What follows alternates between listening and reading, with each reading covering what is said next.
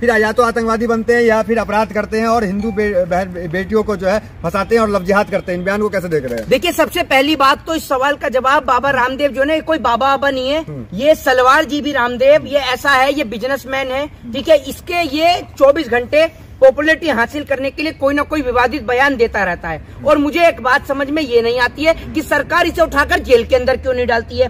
कभी इसे बहन बेटियां बिना कपड़ों के अच्छी लगती हैं, कभी ये डॉक्टरों को लेकर विवादित बयान देता है, कभी ये कोरोना की दवाई को लेकर विवादित बयान देता है। ये 24 घंटे विवादित बयान देता ही रहता है। और इस देश के अंदर रामदेव ने क्या इस्लाम धर्म को अपना रखा है?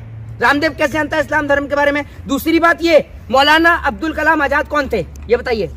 अब्दुल कलाम आजाद कौन थे जिन्होंने इस देश को मिसाइल दी है? बताइए आप मुझे।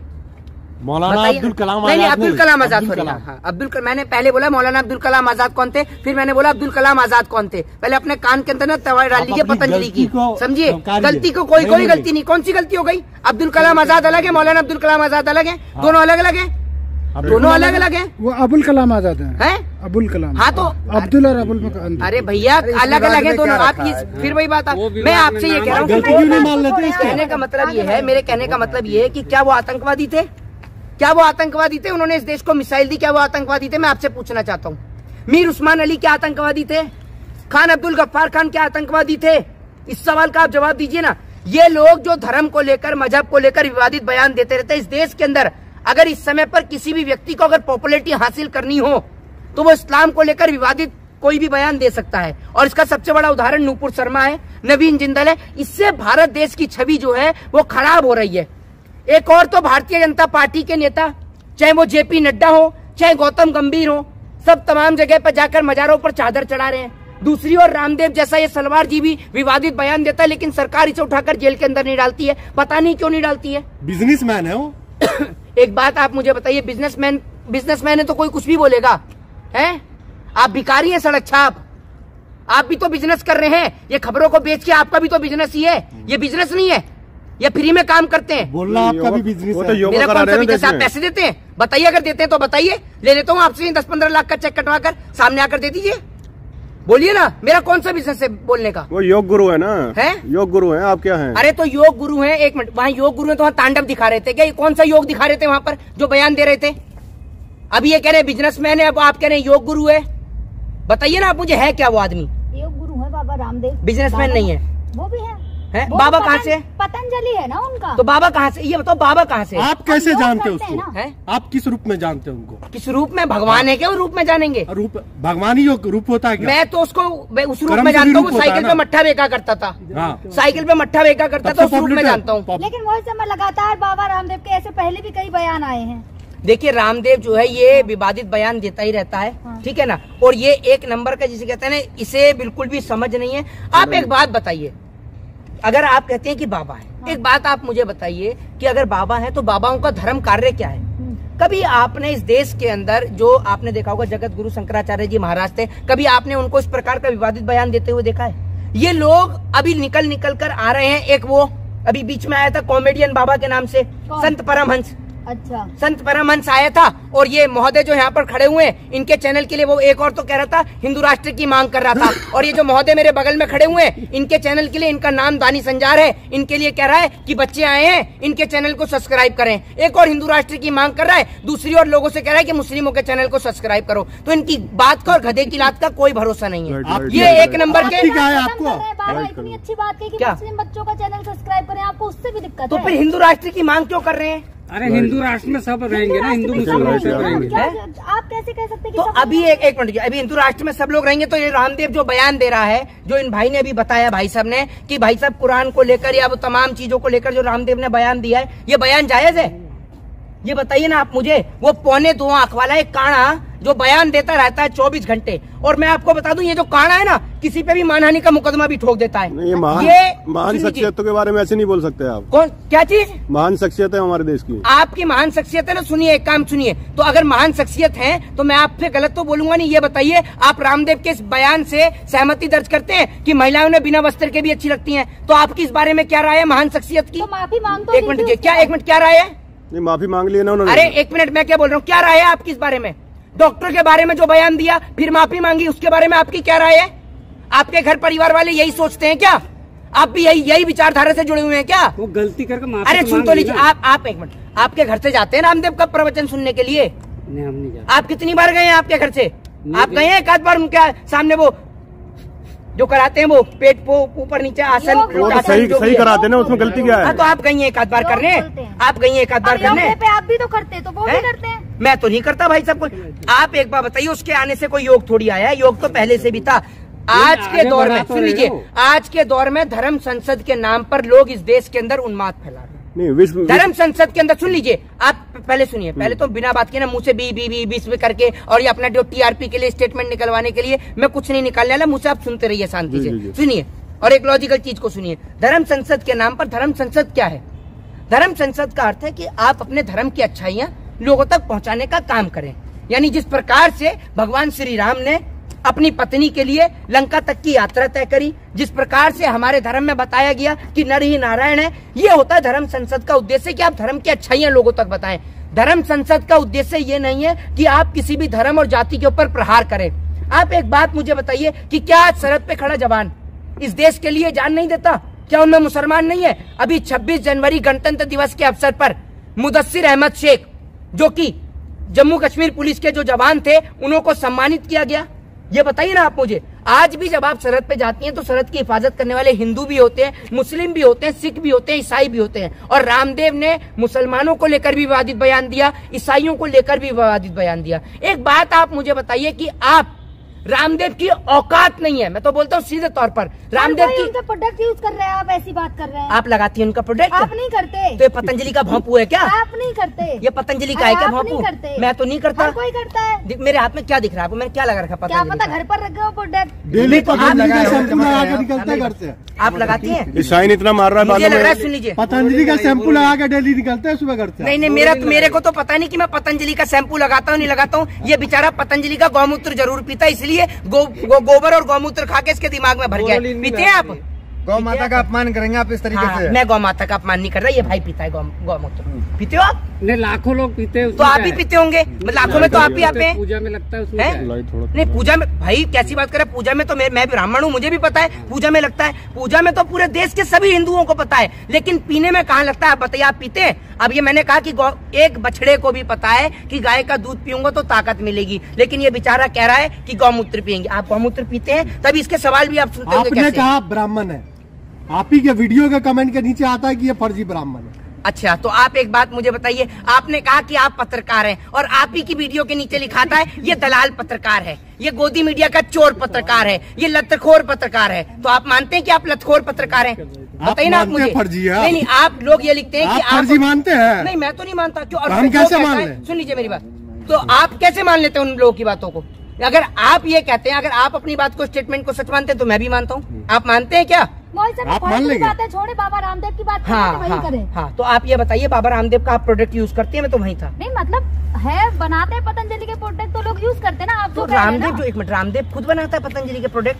अब उनका है वो प्रोडक्ट, तो बना रहे हैं। योग को विश्व में पहचान दी है उन्होंने। सुन लीजिए, योग की कैसे पहचान दी है? विश्व में पहचान दी है उन्होंने। नमक को कहीं नाक से खींच रहा है, नमक को नाक के खींच के मुंह से निकाल रहा है?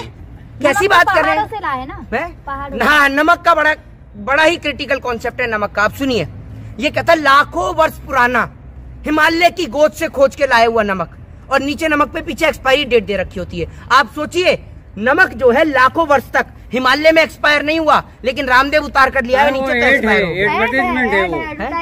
करना पड़ता है ना। मैं क्या पूछ रहा हूँ, आप करते हैं पतंजलि का प्रोडक्ट यूज? नहीं करते। खुशबू तो आपके बालों से आ रही है? मेरे बालों से खुशबू आ रही है, आपको कैसे पता पतंजलि की खुशबू है? मैं भी पतंजलि यूज करता हूँ। अच्छा, आप पतंजलि यूज करते हैं, लेकिन मैंने तो पतंजलि का तेल नहीं लगा रखा, मैंने तो बजाज आमंड ड्रॉप से लगा रखा है। सस्ता होता है इसलिए लोग यूज करते हैं। अच्छा, पतंजलि का सस्ता होता है? क्या चीज है पतंजलि का? स्वदेशी होता है ना, स्वदेशी को अपना है तो पतंजलि। एक मिनट, पतंजलि का कौन सा सामान सस्ता है ये बताइए? हमारे देश की अर्थव्यवस्था मंजूर कर रहे हो। पतंजलि का रामदेव जो है, ये काना जो है, ये कोरोना में फ्री में बांट रहा था आटा। पर्सनल क्यों जा रहे हैं? पर्सनल क्यों जा रहे हैं? अब आप उनकी आस पे। अच्छा मोहित भाई ये बताइए कि आखिर क्यों दे रहे हैं बाबा रामदेव इस तरीके के बयान क्यों दे रहे हैं? रामदेव जी बयान इसलिए दे रहे हैं, साल 2024 में इलेक्शन है, चुनाव है।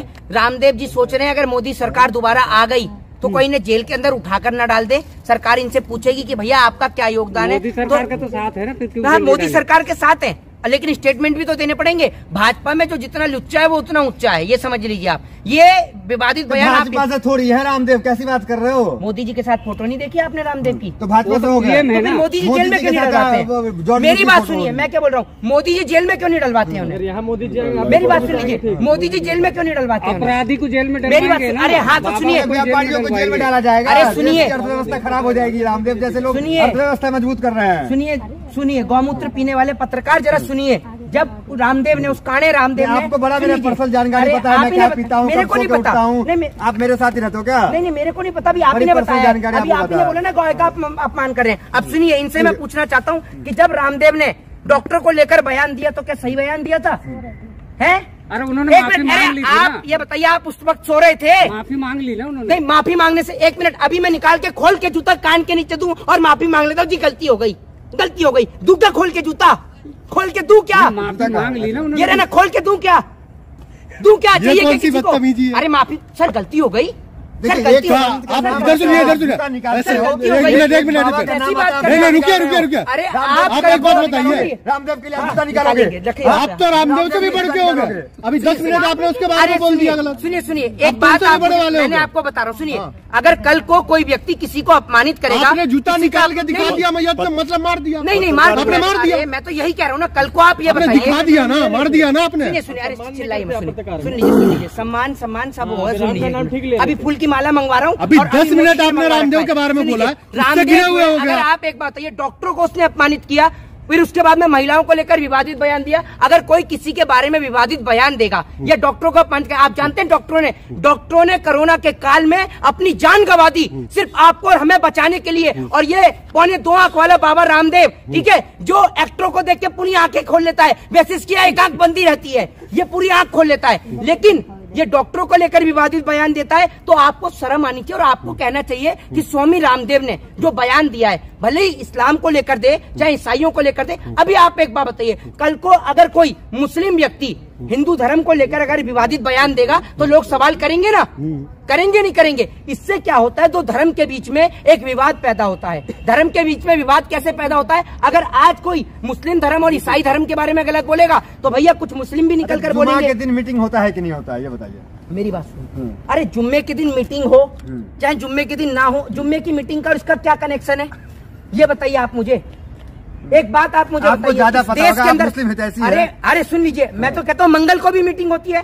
मंगल को भी हम हिंदू धर्म को मानने वाले लोग बजरंगबली की मीटिंग करते हैं। कोई रोक के दिखाए मीटिंग, किसी के अंदर दम हो तो रोक के दिखा दे। तो जुम्मा की मीटिंग में आतंकवाद को बढ़ावा दिया जाता है क्या, आपको लगता है? एक बात, अरे ये सुनिए, सुन लीजिए, इस व्यक्ति का खुद का नाम दानी संजार है, सुन लीजिए, और ये खुद कह रहा है कि जुम्मे की मीटिंग में क्या होता है, सुन लीजिए। नहीं, आपको मैं सवाल कह रहा हूँ, आप मैं क्या बोल रहा हूँ, बाबा रामदेव ने जो सवाल उठाया मैं उस पर कह रहा हूँ, क्या आपको ऐसा लगता है? सुन लीजिए, पूरे देश का मुसलमान, मैं तो ये जानता हूँ, पूरे देश का मुसलमान जुम्मे के दिन अजान पढ़ता है, ऊपर वाले की इबादत करता है। क्या अब हम लोग जिस प्रकार से मंगलवार के दिन हो या फिर तमाम दिन जो है हम ईश्वर की आराधना करते हैं, लेकिन मंगल को मंदिर में जाकर एक विशेष पूजा करते हैं हनुमान जी के सामने, ठीक उसी प्रकार से हमारे तमाम मुस्लिम भाई जुम्मे के दिन, क्योंकि आपके धर्म में लिखा हुआ है इस बात को कि जुम्मे की जो नमाज है अगर वो मस्जिद के अंदर अदा किया जाए तो वो अच्छा होता है। देखिए मुझे एक मिनट, मुझे पता है कि जुम्मे की नमाज के दिन कोई ऐसी मीटिंग नहीं होती है, इबादत होती है, लेकिन मैं ये जानना चाह रहा हूँ जो इस तरह के बड़बोले बाबा सामने आते हैं, क्या उन पर कार्रवाई होनी चाहिए? बिल्कुल, ये आपने जायज प्रश्न पूछा, क्योंकि मैंने नाम ले दिया ना, इसे कहते हैं खौफ वोटर। देखिए अभी ये व्यक्ति अब सामने से देखिए गायब हो गया, ये लोग डर के मारे सामने आए और अभी इन्होंने पूछा अपनी छवि को साफ जगह दे रहे। अरे छवि साफ, हमें कौन सा वोट चाहिए? बहुत अच्छा चुनाव थोड़ी लड़ना है आपको। नहीं सर सुनिए, मेरे को चुनाव लड़ना है नहीं लड़ना है, हमें पता है कि हम किसकी आवाज उठाते हैं, क्या बोल रहे हैं, मेरे को चुनाव लड़ना है नहीं लड़ना है, ये तो जो है आने वाला वक्त तय करेगा। लेकिन जो आपने जो सवाल किया, आपने कहा कि हमें चुनाव नहीं लड़ना, आपको चुनाव नहीं लड़ना, लेकिन आपको बड़ी सेफ्टी के साथ अपने चैनल को भी बचाना। और बिल्कुल ये जो तमाम लोग जो यहाँ पर खड़े हुए हैं, मैं आपको बताता हूँ, इनमें चुनिंदा लोग ही ऐसे होंगे जो सरकार की जो है एक तारीफ करने का काम करते हैं, नहीं तो इनमें से कुछ पत्रकार ऐसे हैं जो सरकार से खुले तौर पर तीखे सवाल भी करते हैं और मैं उनकी प्रशंसा भी करता हूँ। सुन लीजिए, लेकिन सुन लीजिए, लेकिन इन लोगों के ऊपर आज जो है वो संकट के कहीं ना कहीं बादल मंडरा रहे हैं। ये लोग खुल के अडानी से सवाल नहीं कर सकते, ये खुल के रामदेव से सवाल नहीं कर सकते। उसके पीछे कारण है इन लोगों के जो यूट्यूब चैनल चल रहे हैं, जिनकी वजह से आप और देश के तमाम लोग हमारी आवाज को सुन पाते हैं, वो इन लोगों की वजह से सुन पाते हैं। तो इनके अगर चैनल बंद हो गए तो हम लोगों की आवाज आप तक नहीं पहुंच पाएगी, इसलिए ये लोग खुल के भी प्रश्न नहीं पूछ पाते हैं। लेकिन आपने जो प्रश्न किया, बिल्कुल मैं उसकी तारीफ करता हूं और मैं यही कहूंगा कि रामदेव के ऊपर कानून कार्रवाई होनी चाहिए, क्योंकि इससे जो है दो धर्म के बीच में एक मतभेद पैदा होता है, जिससे धर्म को चोट पहुंचती है। किस तरह की कार्रवाई बनती है? अगर देखिए, मैं इसको जो है देश के अंदर दंगे भड़काने के उसमें, ये एक राजद्रोह के मुकदमे के अंतर्गत आता है, क्योंकि ये देश के अंदर एक दंगे भड़काने की साजिश है। तो मैं तो कहता हूं कि रामदेव के ऊपर जो है वो राजद्रोह का मुकदमा दर्ज होना चाहिए। देश के अंदर दंगे भड़काने का काम कर रहे हैं, क्योंकि अगर ये मुसलमानों के विवाद में और ईसाइयों के विवाद में बोल रहे हैं, उधर से अगर मुसलमान बोलेंगे तो दंगे ही होंगे देश में। और कोई भी व्यक्ति अगर दंगों को बढ़ावा देता है तो उसकी एक ही सजा है, जेल के अंदर, उसको जेल के अंदर बंद किया जाए। जय हिंद, जय भारत, वंदे मातरम।